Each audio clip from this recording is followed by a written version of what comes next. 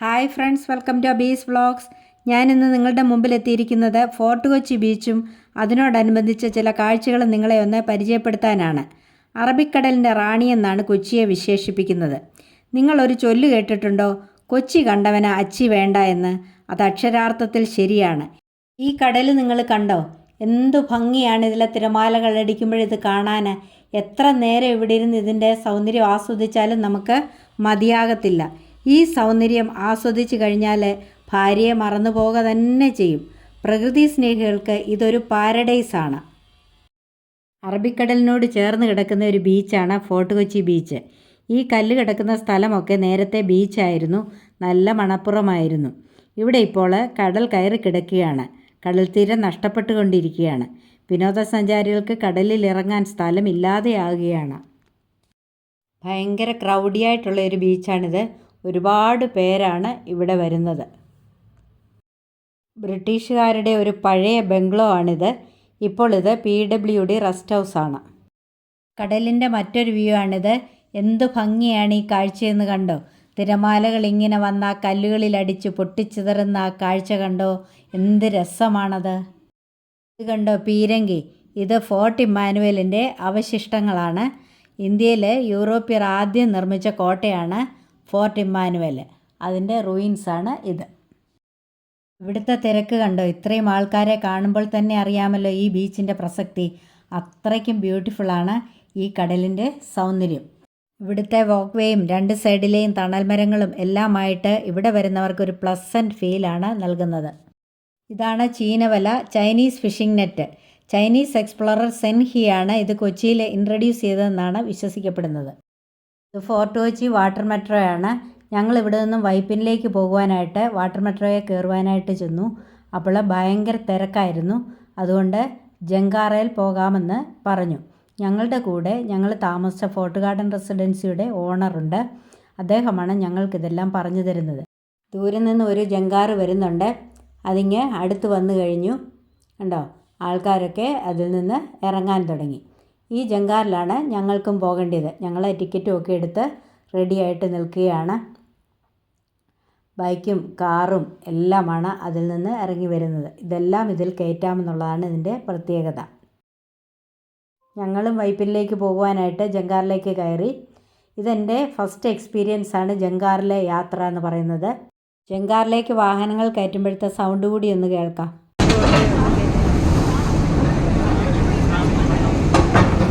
ടെമ്പോയും കാറും എല്ലാം ഇതിലേക്ക് കയറ്റുകയാണ്.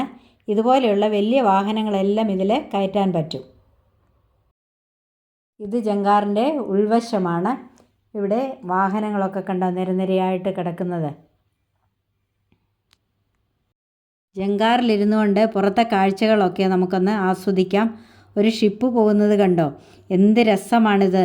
ഇതൊക്കെ ഒരു ത്രില്ലിംഗ് എക്സ്പീരിയൻസ് ആണ്. ഫോർട്ട് കൊച്ചിയിൽ നിന്നും വൈപ്പിനിലേക്ക് ഏറ്റവും എളുപ്പം പോകാൻ പറ്റുന്നത് ജങ്കാറിലാണ്. ഇതൊരു പഴയകാല ബോട്ട് സർവീസാണ്. ആകാശം കണ്ടോ? അതിലെ ആ മേഘങ്ങൾ എന്ത് ഭംഗിയാണ് കാണാൻ. അതുപോലെ ഈ ജലപ്പരപ്പ്, ഇതൊക്കെ എത്ര നയനമനോഹരമായ കാഴ്ചകളാണ്. ഞങ്ങൾ ഏതാണ്ട് വൈപ്പിൻ എത്താറായി. കരയോട് ചേർന്നുള്ള ചീനവലകൾ കണ്ടോ? എത്ര എണ്ണമാണ് നിരന്ന് കിടക്കുന്നത്. എത്ര ബ്യൂട്ടിഫുള്ളായ ഒരു കാഴ്ചയാണിതെന്ന് കണ്ടോ? വീണ്ടും കണ്ട ഒരു ബോട്ട് പോകുന്നത്. അതിൻ്റെ പേര് നമുക്കിവിടെ ഇരുന്നുകൊണ്ട് വായിക്കാൻ പറ്റുന്നുണ്ട്. മാൻഡ എന്നാണ് അതിൻ്റെ പേര്. ഇനി നമ്മൾ കരയോടടുത്തു. അപ്പോൾ തരുണ എന്നും പ്രത്യാശ എന്നും പറയുന്ന രണ്ട് ബോട്ടുകൾ അവിടെ കിടപ്പുണ്ട്. 8 മിനിറ്റ് നേരമായി നമ്മൾ ജങ്കാറിൽ യാത്ര ചെയ്യാൻ തുടങ്ങിയിട്ട്. ഇപ്പോൾ ജങ്കാറ് കരയ്ക്കടുക്കുകയാണ്. ഇനി നമുക്കിവിടെ ഇറങ്ങാം. അങ്ങനെ ഞങ്ങൾ വൈപ്പിനിൽ വന്നിറങ്ങി. വൈപ്പിൻ വാട്ടർ മെട്രോയിലേക്ക് കയറുകയാണ്. ഇവിടെ നിന്ന് മറൈൻ ഡ്രൈവിലേക്ക് വാട്ടർ മെട്രോയിൽ പോകാനാണ് ഞങ്ങൾ വന്നത്. പക്ഷെങ്കിൽ അവിടെയും ഭയങ്കര തിരക്കായിരുന്നു. അതുകൊണ്ട് ഞങ്ങൾക്ക് ടിക്കറ്റ് കിട്ടിയില്ല. ഇനിയും ഉടനെ സർവീസ് ഇല്ല എന്ന് പറഞ്ഞു. അതുകൊണ്ട് ഞങ്ങൾ കേരള സർക്കാരിൻ്റെ വാട്ടർ ട്രാൻസ്പോർട്ട് ഡിപ്പാർട്ട്മെൻറ്റിൻ്റെ ബോട്ടിൽ പോകാമെന്ന് വിചാരിച്ചു. അങ്ങനെ ഞങ്ങൾ ഈ ബോട്ടിലേക്ക് കയറുകയാണ്.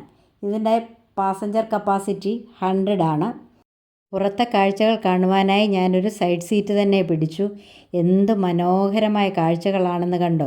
ഇത് ശരിക്കും എക്സ്പീരിയൻസ് ചെയ്തെങ്കിൽ മാത്രമേ ഇത് എത്രമാത്രം നല്ലതാണെന്ന് മനസ്സിലാക്കാൻ പറ്റൂ. പറ്റുന്നവരൊക്കെ അപ്പോൾ ഈ കൊച്ചിയിലൊന്ന് വരണം. എന്നിട്ട് ഇതൊക്കെ ഒന്ന് എക്സ്പീരിയൻസ് ചെയ്യണം. ഒരുപാട് ചിലവുകളൊന്നും വരില്ല. താമസത്തിന് ഞങ്ങൾ താമസിച്ച home stay fort garden residency വളരെ പോക്കറ്റ് ഫ്രണ്ട്ലിയാണ്. അതിൻ്റെ ഒരു വീഡിയോ ഞാൻ ഇട്ടിട്ടുണ്ട്. അതിൻ്റെ ലിങ്ക് ഞാൻ ഡിസ്ക്രിപ്ഷൻ ബോക്സിൽ കൊടുത്തേക്കാം. ആക്ച്വലി ഞങ്ങളൊരു പിക്നിക്കിനൊന്നും വന്നതല്ല, ഒരു ഹോസ്പിറ്റൽ കേസിനോടനുബന്ധിച്ച് വന്നതാണ്. ഞങ്ങളുടെ ഹോം സ്റ്റേയുടെ ഓണറാണ് ചുരുങ്ങിയ സമയം കൊണ്ട് ഇത്രയും കാഴ്ചകൾ ഞങ്ങളെ കാണിച്ചു തന്നത്. അദ്ദേഹത്തിൻ്റെ സേവനം നിങ്ങൾക്കും ലഭ്യമാണ്. അത് കണ്ടോ, കേരള സ്റ്റേറ്റിൻ്റെ ഡീലക്സ് മിനി ക്രൂയിസായ സാഗർ റാണിയാണത്. ഇതൊരു ഡെയിലി ക്രൂയിസാണ്. അഫോർഡബിൾ റേറ്റിൽ മറൈൻ ഡ്രൈവിൽ നിന്നും അറബിക്കടലിലേക്ക് ക്രൂയിസിംഗ് നടത്താനായിട്ട് ഇതിൽ സാധിക്കും. ഇതും ഞങ്ങൾക്ക് കാണാനായിട്ട് ഭാഗ്യമുണ്ടായി. അപ്പോൾ ഞാൻ ഈ ചെയ്യുന്ന വീഡിയോ നിങ്ങൾക്ക് ഇഷ്ടപ്പെട്ടു എങ്കിൽ ഒന്ന് ലൈക്ക് ചെയ്യണേ. അതുപോലെ തന്നെ അതൊന്ന് കമൻറ്റ് ചെയ്യാനും മറ്റുള്ളവർക്കൊക്കെ ഒന്ന് ഷെയർ ചെയ്ത് കൊടുക്കാനും മറക്കരുത്. ഇനിയും സബ്സ്ക്രൈബ് ചെയ്യാൻ ആരെങ്കിലും ഉണ്ടെങ്കിൽ ഒന്ന് സബ്സ്ക്രൈബ് ചെയ്ത് സപ്പോർട്ട് ചെയ്യുക കൂടെ വേണം. ഇതുവരെയും എനിക്ക് തന്ന എല്ലാ സപ്പോർട്ടിനും നന്ദി പറയുന്നു. അതുപോലെ തന്നെ അടുത്തുള്ള ആ ബെല്ലൈക്കൺ കൂടി മറക്കാതെ ഒന്ന് എനാബിൾ ചെയ്യണം. എങ്കിലേ ഞാനിടുന്ന വീഡിയോസൊക്കെ നിങ്ങൾക്ക് നോട്ടിഫിക്കേഷനായിട്ട് ലഭിക്കത്തുള്ളൂ. ഇനിയും കണ്ടോ, ഈ കാണുന്നത് കസ്റ്റംസിൻ്റെ ഒരു ബോട്ടാണ്.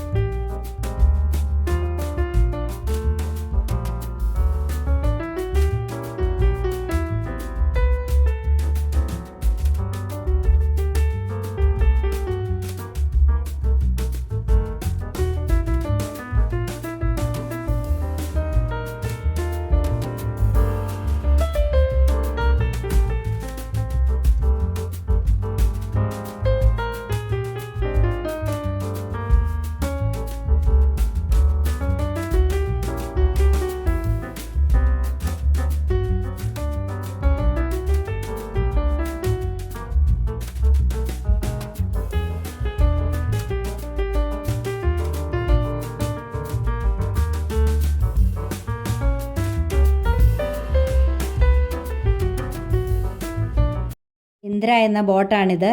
ഇതിൻ്റെ പ്രത്യേകത, ഇത് ഇന്ത്യാസ് ലാർജസ്റ്റ് സോളാർ ഇലക്ട്രിക് ബോട്ടാണ്. ഇതും കേരള സ്റ്റേറ്റ് വാട്ടർ ട്രാൻസ്പോർട്ട് ഡിപ്പാർട്ട്മെൻറ്റിൻ്റെയാണ്. അപ്പോൾ ഞങ്ങളുടെ ഈ ചെറിയ ട്രിപ്പിൽ ഇതെല്ലാം കാണുവാനായിട്ട് ഞങ്ങൾക്ക് ഭാഗ്യം ലഭിച്ചു. അങ്ങനെ ഞങ്ങൾ മറൈൻ ഡ്രൈവിൽ എത്തിച്ചേർന്നു.